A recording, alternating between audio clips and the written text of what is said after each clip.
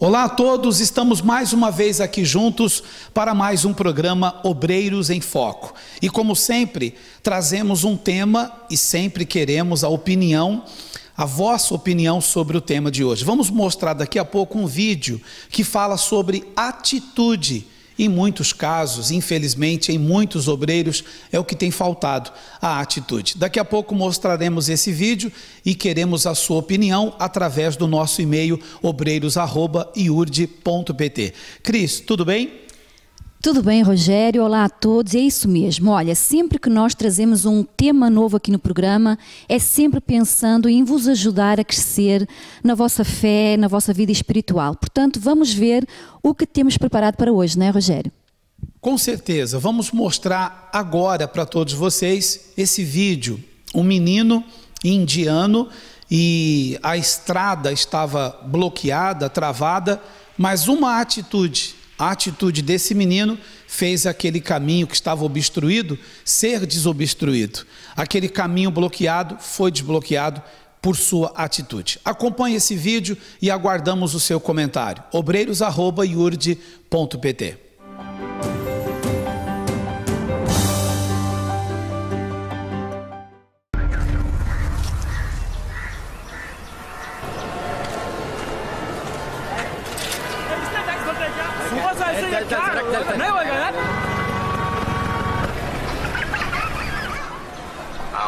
सर आपके लिए उस पार कार का इंतजाम किया है सर। सर आइए सर प्लीज। चल चल जाओ बोला क्या बात करता है, क्या ऊपर से जाएगा, क्या ऊपर से जा जा गया main show. I hate this country. कुछ करो ना। मैं वहां जाके क्या उखाड़ लूंगा?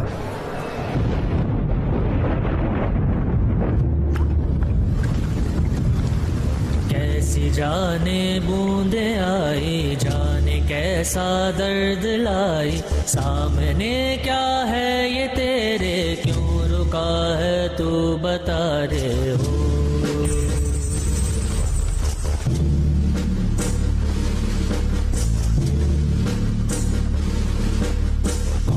तुझको पार लेगा, कौन होगा वो मसीहा, वो जिसे तू ढूंढता है, वो ही है तू वही है।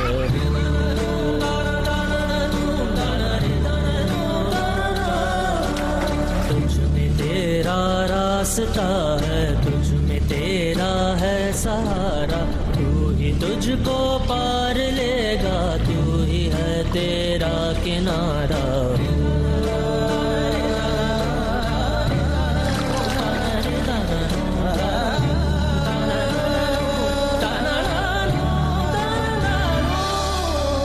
तुझ में तेरा रास्ता है, तुझ में तेरा है सहारा, तू ही तुझको पार लेगा, तू ही है तेरा किनारा।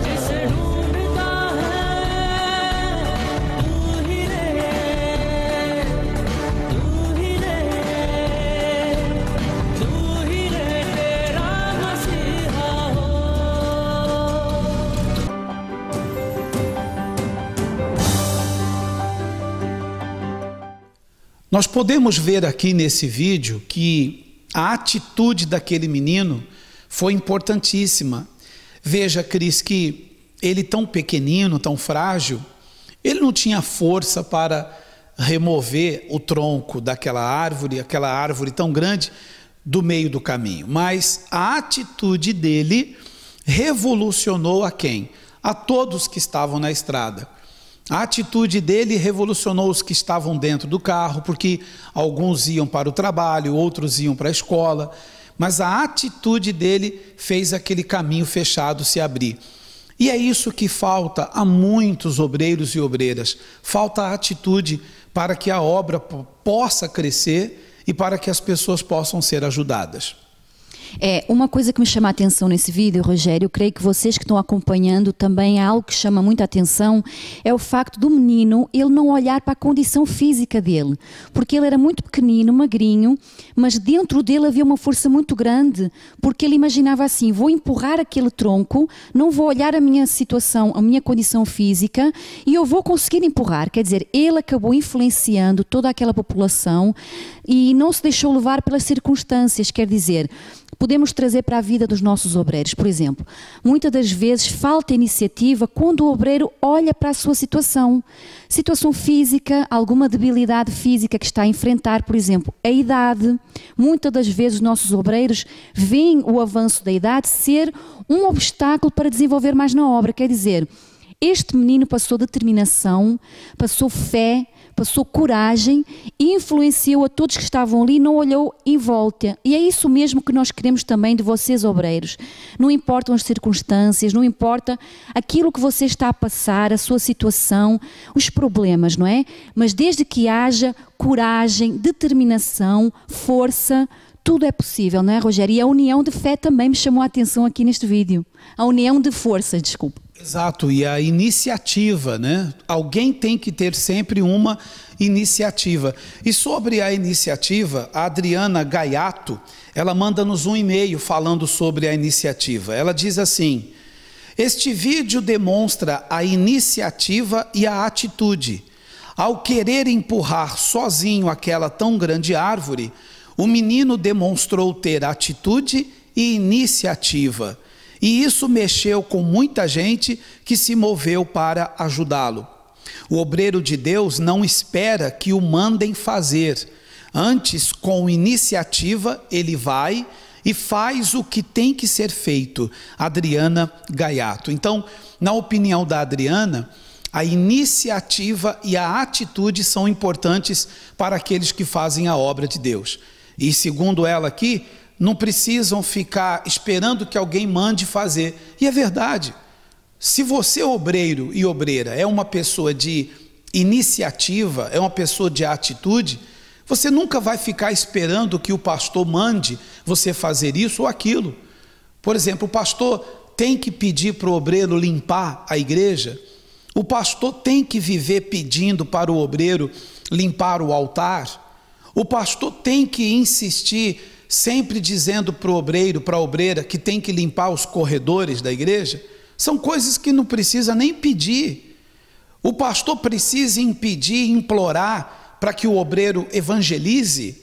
Não precisa pedir, tem coisas que nós sabemos que temos que fazer. Então, aquele menino, todos sabiam que se unissem, poderiam arrastar a árvore do meio do caminho. Mas ninguém teve essa iniciativa a não ser ele. Ninguém teve essa iniciativa a não ser o próprio menino.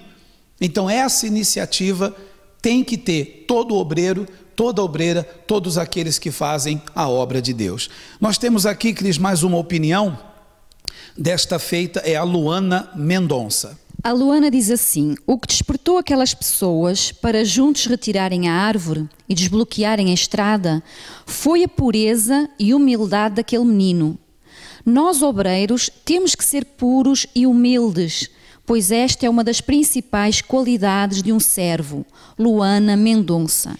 E eu concordo contigo, Luana, é isso mesmo. Uma das características do caráter do servo, portanto, o caráter do obreiro, é exatamente a humildade, a pureza. E é isso que nós, todos que fazemos obra de Deus, temos que terem atenção para que com o decorrer do tempo não venhamos a perder essa característica. Veja que aquele menino era humilde, simples, puro, porque era uma criança, mas ele conseguiu influenciar todos aqueles que estavam em volta.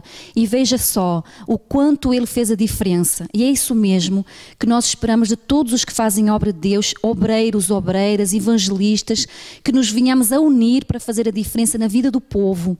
E não esperar alguém fazer, alguém pedir, para nós também podermos ir ali e fazermos aquilo que nós já sabemos que temos que fazer. Não é, Rogério? É verdade, Cris. Inclusive, a frase final do e-mail dela é que isso é uma das principais qualidades de um servo. E ela diz a respeito da humildade, né? E a humildade, sim, é uma das principais qualidades de um servo. Eu tenho aqui também a opinião da Isabel Correia. E ela diz assim: os acomodados não fizeram nada para retirar a árvore do meio do caminho. E se dependesse deles, ninguém teria passado.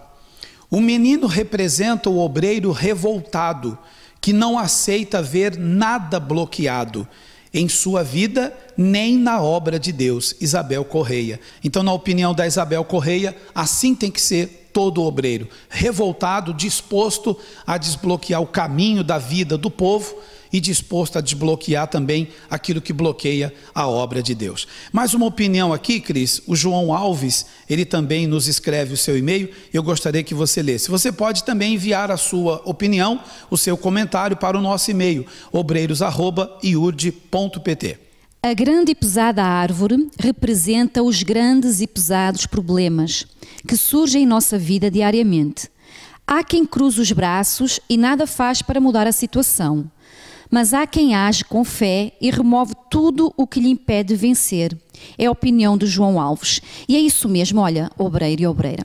Eu gostaria até complementar este comentário do João, porque trazendo para a nossa vida espiritual, muitas das vezes ficamos à espera que Deus faça a parte dele e cruzamos os braços achando que já estamos a fazer o suficiente. Então é quando acontece a acomodação, veja, comparando com a situação da população que estavam acomodados, eles estavam ali, estava tudo parado, esperando talvez a polícia chegar, mas trazendo para a nossa vida espiritual, muitas das vezes esperamos que Deus venha resolver algo que está parado na nossa vida. E não, Deus só vem resolver e estender a mão quando nós já fizemos a nossa parte. Quando terminamos de fazer a nossa parte, é aí que entra a mão de Deus. E muitas das vezes, obreiros e obreiras, ficam de mãos atadas, ficam acomodados com a situação que estão a enfrentar, à espera que Deus faça alguma coisa. Nada disso. Primeiro faça a sua parte, sejam um com Deus e aí Deus entra em ação. Primeiro fazemos nós a nossa parte. Depois Deus com certeza vem e faz a parte dele. Na obra de Deus é assim. Não adianta ficarmos dentro da igreja sem nada fazer e esperar que o povo entre pela porta dentro sem que tenhamos feito uma evangelização. Então é importante evangelizar, resgatar aos aflitos, buscar o afastado. É importante dar atenção ao povo. O obreiro tem que se conscientizar que esse trabalho, cada um de nós tem que fazê-lo. Eu quero mostrar agora uma reunião que realizamos na nossa sede internacional da Europa, num sábado pela manhã. Nós falávamos sobre os vários altares que há nesse mundo.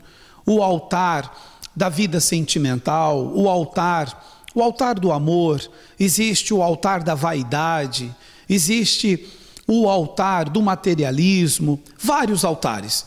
Nós fizemos uma reunião e o tema foi esse. Acompanhe agora esse trecho da reunião onde falamos sobre os vários altares.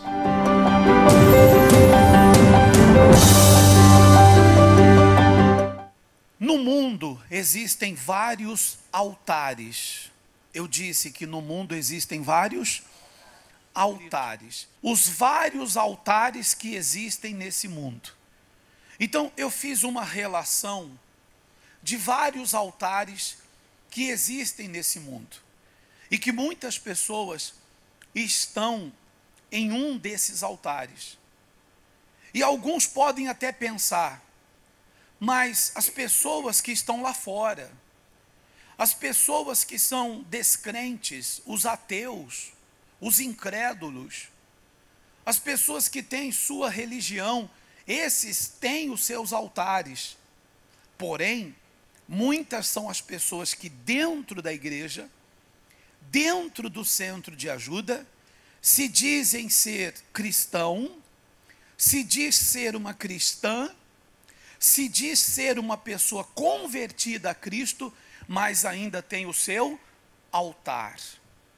O primeiro altar que nós relacionamos aqui é este: o altar das emoções e sentimentos. O que vem a ser isso? É aquela pessoa emotiva, é aquela pessoa que quando deveria tomar uma atitude de fé, ela se deixa envolver-se pelos sentimentos e pelas emoções. Eu pergunto para você, a fé é um sentimento? Usa-se a fé com a emoção ao mesmo tempo?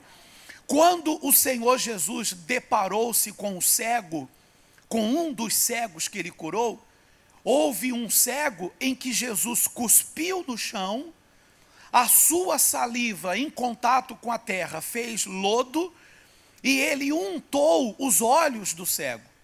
Ele passou aquele lodo, aquela lama, nos olhos do cego. Eu pergunto, de forma emotiva? De forma emocionante?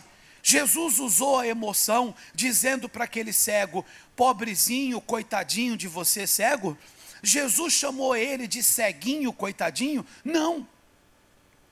Jesus foi bruto. Quando ele passou a lama, o lodo nos olhos do cego, ele foi bruto. Ele não passou aquela lama nos olhos do cego com carinho, não. Ele untou, dizendo para ele, vai e lava-te no tanque de Siloé. Vai e lava-te no tanque. Ou seja, não usando emoção, mas usando a fé. O que nos leva a vencer não é a emoção, não é o sentimento, mas é o que, gente?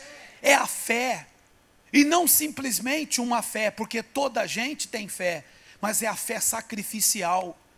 Então, diante das situações que você vive, diante dos problemas que você enfrenta, não seja emotivo, não seja emotiva. Diante da situação que você passa, não se deixe levar pelas emoções, mas pela fé. O próximo altar é o altar da família.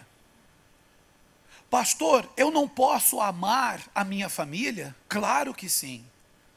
Não podemos nós amar a nossa família? Podemos.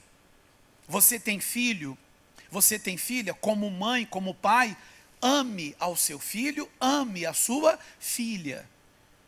Ame ao seu marido, ame a sua esposa. Ame aos seus pais, aos seus irmãos. Você pode amar a sua família, mas nunca amá-los mais do que a Deus. Existem pessoas que usam muito mal a palavra adorar. Tem pessoas que não sabem usar essa palavra. A palavra adorar cabe somente a quem? A Deus. Ah, eu tenho um filho tão bom. Eu adoro o meu filho.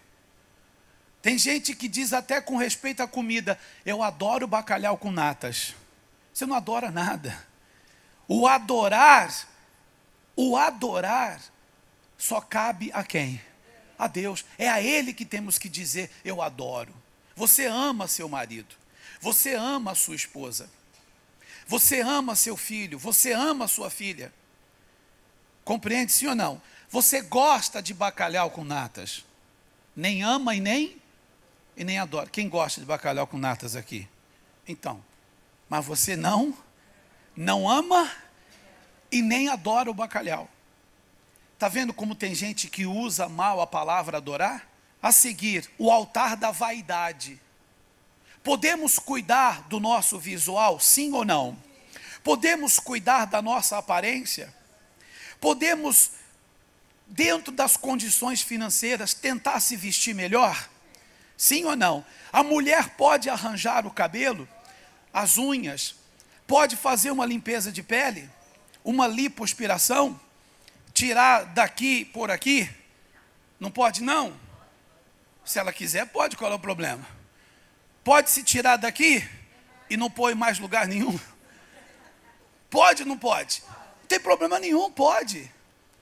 Você pode, silicone eu já não aconselho fazer isso, mas você pode cuidar da aparência, fazer uma dieta, cuidar da pele, arranjar o cabelo, mas você não pode deixar que isso torne uma vaidade. Você não pode permitir que isso te faça vaidoso ou vaidosa. A seguir, o altar da idolatria. E quando se fala em altar da idolatria, tem gente que pensa o quê? Ah, mas eu não tenho mais as imagens, as esculturas, os santos. Eu não sou mais uma adoradora de Fátima, de Lourdes, de Maria. Eu não tenho mais a imagem desse santo ou daquele. Eu não sou mais idólatra. Mas às vezes você está sendo idólatra sem saber. Como eu falei há pouco sobre o adorar, você está fazendo do seu familiar o seu ídolo. É como a avó que faz do seu netinho querido o seu ídolo. Então ela está fazendo desse amor exagerado por alguém o seu altar. E sem se aperceber, está sendo uma pessoa o quê? Idólatra. Tem gente que idolatra uma pessoa, tem gente que idolatra um objeto, tem gente que idolatra uma situação. Às vezes a pessoa está sendo idólatra sem saber, sem se aperceber. Cuidado com o altar da idolatria. A seguir, o altar do materialismo. É aquela pessoa que ela se apega aos bens materiais. É a pessoa agarrada ao dinheiro, agarrada aos bens materiais, agarrada a tudo que tem valor material. Ela é apegada, ela é agarrada àquilo. Lembra-se daquele personagem da Walt Disney, o Tio Patinhas? Lembra-se? Ele não é um personagem agarrado aos bens materiais. Tem gente que é o Tio Patinhas de hoje. Se o pastor pede no altar como oferta 1.000 euros, ela vai se ofender. Que isso? Ele pediu 1.000 euros, mas se o pastor também pedir 1 euro, ela vai se ofender? A mesma. Ela vai se ofender quando pedir 1 milhão, quando pedir 1.000, ela vai ofender quando pedir 1 euro, porque ela é o quê? Ela é materialista. Então, quando ela é chamada para o altar, para fazer o sacrifício, o seu materialismo, o seu altar materialista, o seu altar do materialismo lhe impede de estar no altar de quem? No altar de Deus. A seguir, o versículo diz assim, olha o desabafo de Deus aqui. Olha o desabafo de Deus. Inclinam-se diante de qualquer altar. Está escrito em Amós, capítulo 2, versículo 8. Qual é o altar que você está inclinando-se, obreiro? Obreira. Qual é o altar que você está inclinando-se, evangelista, jovem e membro do Centro de Ajuda? Você que está nessa reunião, qual é o altar que você está inclinando-se? Porque a palavra de Deus está dizendo aqui que há pessoas que inclinam-se diante de qualquer altar. Qualquer altar que se apresente a ela, ela inclina-se.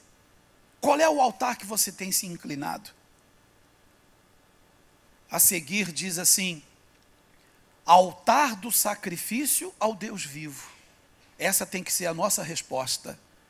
Eu não inclino-me a qualquer altar. Eu não inclino-me diante de qualquer altar. Mas eu me inclino ou eu inclino-me ao altar do Deus vivo. O altar do sacrifício. Amém? É esse o altar que você tem inclinado-se? Não ouvi. É esse o altar que você inclina-se? O altar do Deus vivo? Sim ou não? A seguir a palavra de Deus diz assim, e os seus sacrifícios serão aceitos no meu altar. É Deus quem está falando. Eu não quero que você sacrifique em qualquer altar. Eu quero que você sacrifique no meu altar. É esse o altar que nós temos que sacrificar. É esse o altar que temos que nos inclinar. O altar do sacrifício. O altar do Deus vivo. Você está disposto a isso? Você está disposta a inclinar-se em qualquer altar? Você está disposto ou disposta a inclinar-se diante de qualquer altar? Ou você está disposta a inclinar-se ao altar do Deus vivo, o altar daquele que realmente é vivo e que recebe nossos sacrifícios? Amém?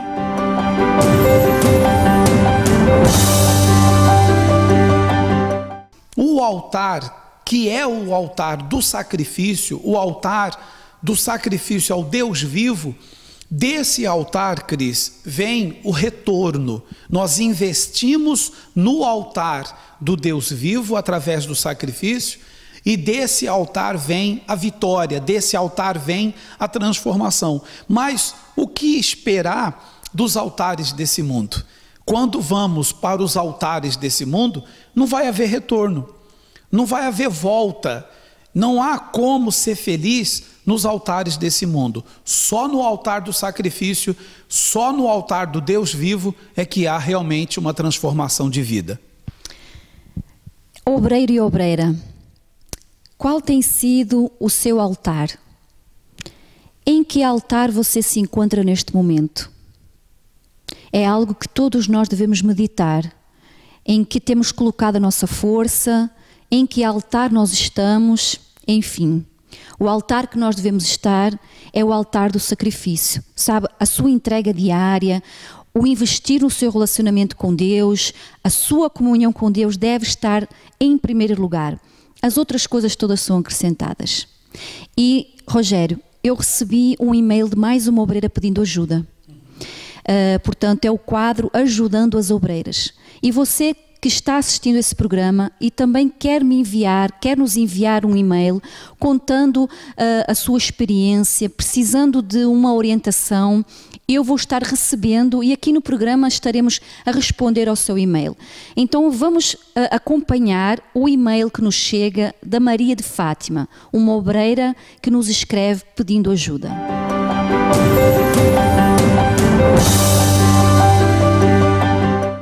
Sempre aprendi que cada um tem que lutar pelo que é seu, ou por aquilo que quer ter. Mas quando não se consegue só, é bom que haja alguém para ajudar. Sou obreira há 16 anos e, além de ajudar ao povo, sempre me preocupei em ajudar e acolher as obreiras que enfrentavam dificuldades. Dei comida a um obreiro que, por estar desempregado, quase ou nada tinha para comer. Já acolhi em minha casa uma obreira que perdeu tudo e não tinha onde morar. Mas o caso que mais me fez sentir decepcionada foi uma obreira que me pediu dinheiro emprestado e nunca mais me pagou.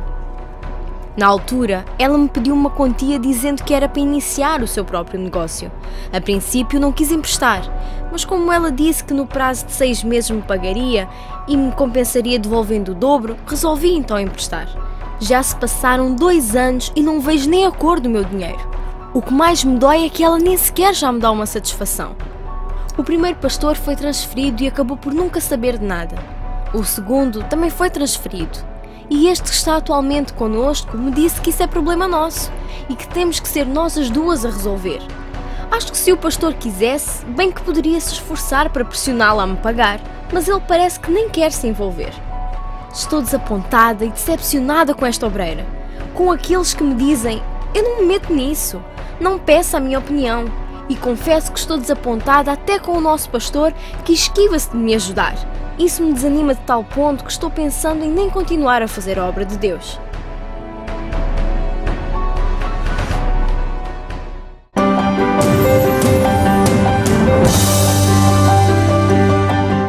O caso desta obreira, Cris, é grave. Porque o que eu vejo aqui nesse e-mail, nesse desabafo, no quadro de hoje, Ajudando as Obreiras, a Maria de Fátima Amaral. Ela critica o pastor por não convencer a tal obreira a pagar o dinheiro que deve para ela. Mas o que observa aqui? Quando você, Maria de Fátima, foi pedir, ou melhor, quando você aceitou emprestar o seu dinheiro para essa obreira, você não consultou o pastor perguntando se ele concordava. Você disse que o primeiro pastor já foi transferido, que o segundo pastor também já não está mais aí no seu centro de ajuda na sua igreja, e que esse terceiro pastor diz que entre vocês duas, têm que resolver. O primeiro pastor, você procurou ele para dizer: uma obreira está me pedindo dinheiro emprestado porque quer abrir o seu próprio negócio. E você diz aqui que só aceitou emprestar porque a obreira diz que lhe pagava em dobro. Será que você não foi materialista aí não, Maria de Fátima? E você está tendo maus olhos, até para com os pastores. Você está pensando em sair da obra, porque o pastor não resolve o seu problema? Esse problema é seu mesmo, é você que tem que resolver com a obreira que lhe deve. Se a obreira que lhe deve não lhe paga, resolva com ela. Se preciso for acionar, inclusive a justiça, que acione. Mas não envolva nisso a igreja e nem o pastor. Sabe, Cris, entende o que eu estou falando? Quando a obreira pediu dinheiro emprestado para ela não perguntou a opinião do pastor. E agora fica julgando, criticando ao pastor que não convence a obreira a lhe pagar o dinheiro. Pense nisso. E Maria de Fátima, algo que também me chama a atenção aqui no teu e-mail é o facto de tu já seres obreira há 16 anos, não é? E esta situação é um motivo para te fazer desanimar de fazer a obra? Você não deve, Maria de Fátima, confundir uma coisa com a outra, porque não tem nada a ver. Isso é um caso pessoal que tu vais resolver direto com a sobreira, e outro caso é tu fazeres a obra de Deus. Isso não pode impedir de tu fazeres a obra, tu seguires em frente a tua vida na obra. Afinal de contas, Maria de Fátima, a quem tu tens servido estes anos todos, tu não crês que tens servido a Deus, então Ele vai te honrar. Só que não esperes que alguém de fora vai resolver o teu problema. Tu assumiste essa responsabilidade em emprestar o dinheiro e agora tens que resolver esse problema. Os pastores não se vão envolver, a igreja não se vai envolver. Só que eu peço que tu reflitas se realmente é um caso que te faça desanimar e entregares o uniforme e deixares de servir a Deus por causa desta situação. Eu creio que aqui tu estás até mesmo talvez usando desculpa para não fazer mais a obra. Pensa nisso, já és obreira há tanto tempo. Que experiências tiveste tu estes anos todos? Tu não tiveste nenhuma experiência com Deus, algo tão forte que te fizesse superar todas e qualquer situação difícil que venha sobre a tua vida? Pensa nisso, Maria de Fátima. E outra coisa também que você diz aqui no seu e-mail, Maria de Fátima, é que você já acolheu um obreiro ou uma obreira que não tinha onde morar, que já deu comida para o obreiro que não tinha o que comer. Ótimo, excelente. Se nós temos comida a mais em nossa casa, ou se podemos dividir com alguém que está passando fome, isso deve ser feito, não há problema nenhum. Mas essas intimidades que você acaba tendo com obreiros gera todos esses problemas, dívidas, esse mau relacionamento. E para isso eu quero lhe mostrar o que está escrito aqui em Provérbios, capítulo 25, versículo 17. Acompanhe comigo, você que assiste o programa Obreiros em Foco. Não sejas frequente na casa do teu próximo, para que não se enfade de ti e te aborreça. Não sejas frequente na casa do teu próximo. Por quê? Porque se você for frequente na casa do teu próximo, e se o teu próximo for frequente na tua casa, vai acabar tendo problemas, vai se aborrecer um com o outro, vai se enfadar. Enfadar significa se encher. Você vai ficar cheio dessa pessoa, porque ela está invadindo a sua privacidade. Então nós podemos ter vários amigos, mas a partir do momento que levamos constantemente a nossa casa, isso vai gerar problemas.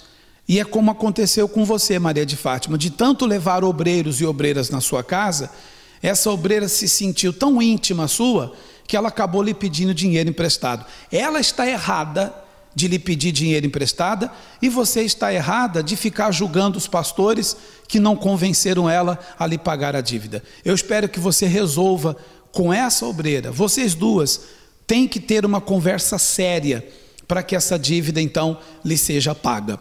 Então, se você também quer participar do quadro Ajudando as Obreiras, envie-nos o seu e-mail também, obreiros@iurde.pt. Nós vamos agora ao quadro Eu Fui Resgatado. Nós vamos ver a história, Cris, da Gisele. A Gisele, ela desde cedo já estava na igreja, desde os 11 anos de idade. Inclusive, ela chegou a ser obreira exatamente durante 11 anos. 11 anos ela fez a obra, mas chegou um dia que a Gisele se cansou. Ela chega até a dizer no seu depoimento, que vamos ver agora, ela fala de um desencontro com Deus. Nós sabemos que há um encontro com Deus, mas ela se refere a um desencontro. Vamos deixar que ela fale. A Gisele vai nos falar nesse quadro Eu Fui Resgatado.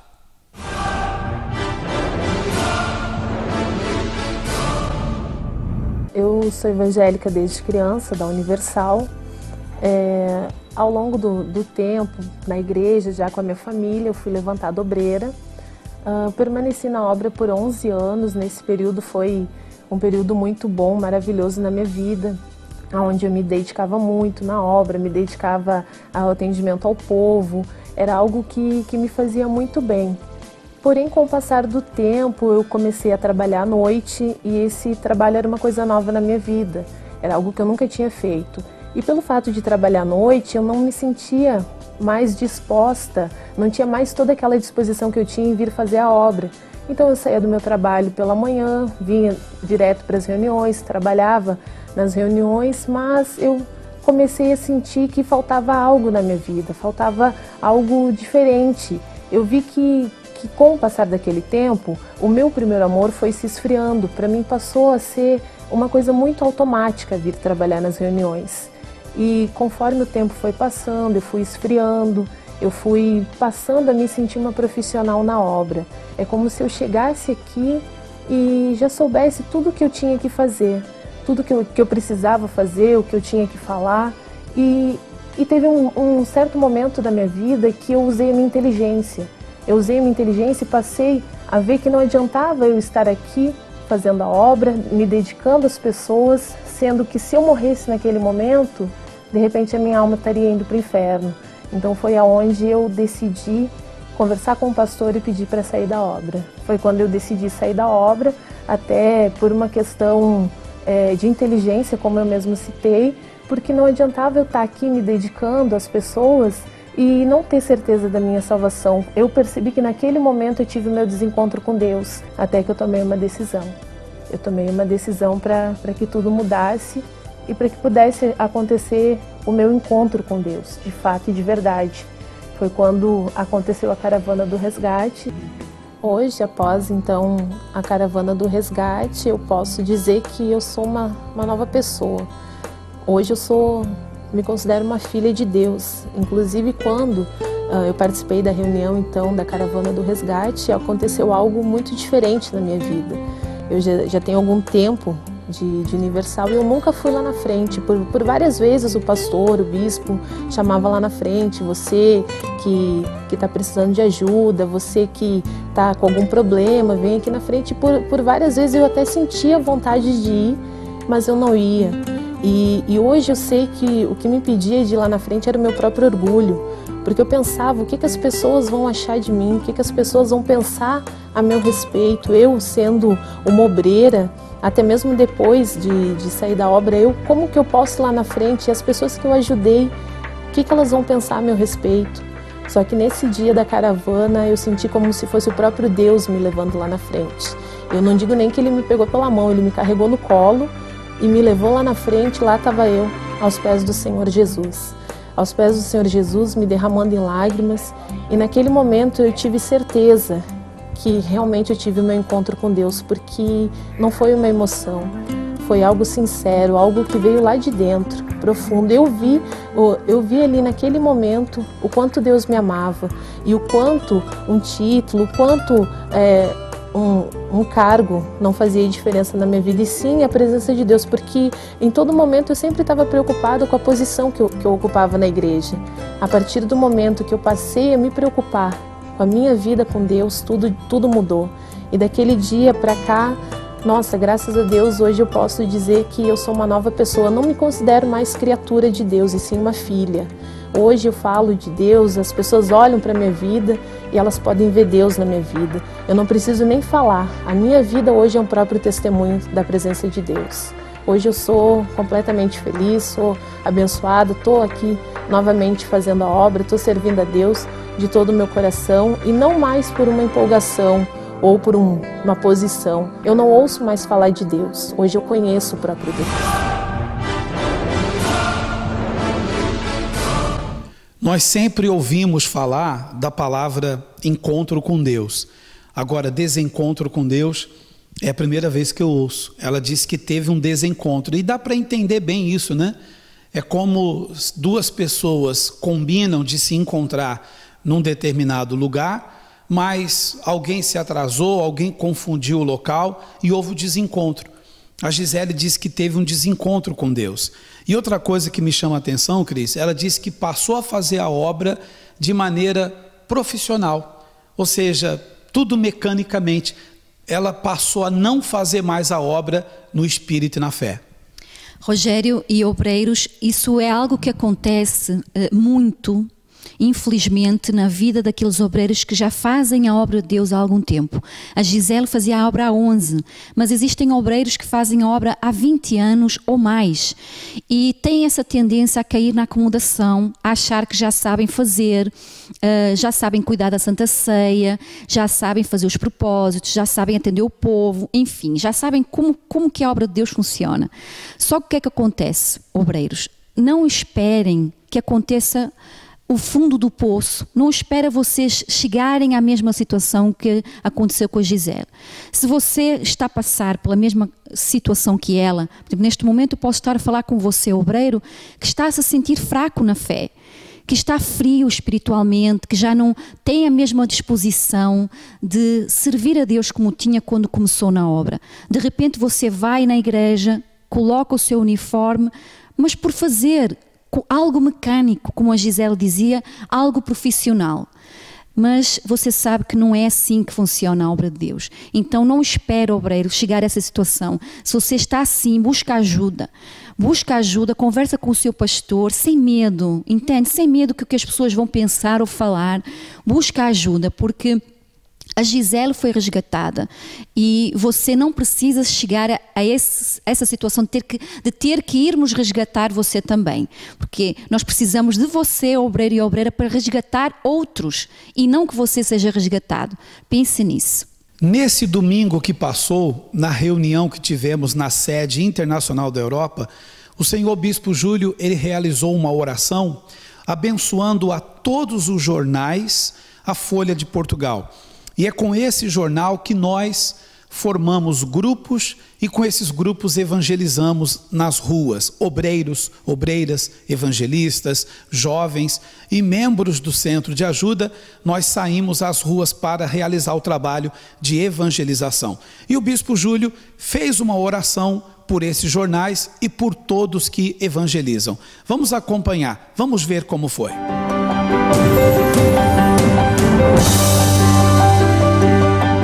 Meu Deus e meu Pai, eu me coloco de joelhos pela terceira vez no teu altar. E nesta feita não é pedir para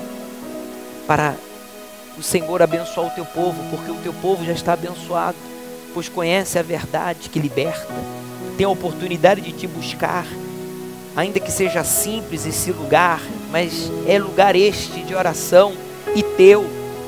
Por isso, meu Deus, eu fico de joelhos aqui agora para pedir juntamente com os teus servos que estão diante do teu altar, de pé, dispostos a dar passos juntos em direção daqueles que estão lá fora perdidos, sofrendo, gemendo, padecendo.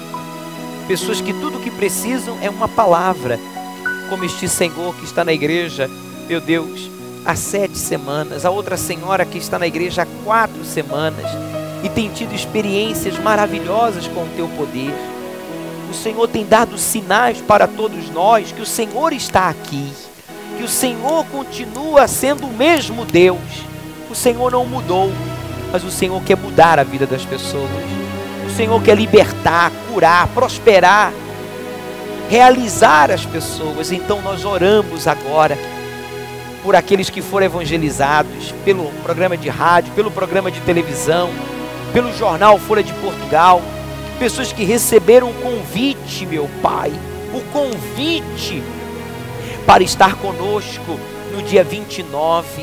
Senhor Espírito Santo, faça o sobrenatural acontecer na vida destas pessoas que vão te buscar. Você que vai trazer alguém no dia 29, você que já tem o nome deste convidado, você que já sabe quem é a pessoa, por quem você separou já o azeite, diga o nome dela, diga o nome dele, em nome do Senhor Jesus, que no dia 29 ela seja surpreendida, ele seja surpreendido. Usa, meu Deus, estes jornais para evangelizarmos hoje pela tarde, às 16 horas. Abençoe os obreiros evangelistas, os membros que evangelizam nos hospitais. Abençoe os obreiros, os membros que evangelizam, meu Deus, os que vivem nas ruas de Lisboa, de Portugal, e que saem pelas ruas de madrugada, dando o que comer, mas dando sobretudo a palavra, a oração, a esperança para esta gente. Moradores de rua, é o que eu te peço, meu Pai. Ajude-nos a chegar às prisões, ajude-nos a chegar às pessoas sofridas, pois nós te pedimos, em nome do Pai, do Filho e do Espírito Santo, e todos digam amém.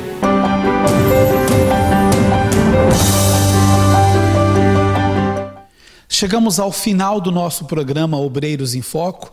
Inclusive, Cris, eu quero cumprimentar todos os obreiros e obreiras e todos que estiveram conosco na noite das vestes brancas, na noite de ontem.